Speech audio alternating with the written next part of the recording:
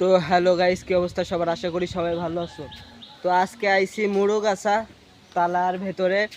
তো মুরুগাছা আসার পরে একটি জায়গা দিয়ে যাওয়ার সময় দেখি কয়েক এরিয়া দিয়ে কিন্তু বহুত সুপারি গাছ, এই কয়েক লাখ লাখ টাকা ইনকাম হয় কিন্তু, ঠিক আছে। এখন বর্তমানে সুপারির দাম অনেক।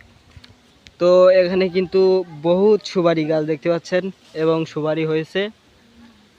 তো একটা ডায়লগ আছে, পান খাইলে স্বাদ লাগে না, স্বাদ লাগে চুনে, আরও লাগে সুপারি।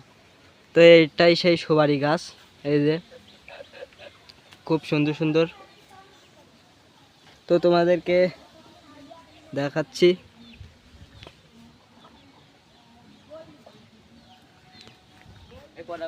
তো এই যে মুড়ো গাছে আসার পরে এই যে সুপারি গাছগুলো তোমাদেরকে দেখালাম। আজকে ভিডিওটা এই পর্যন্ত।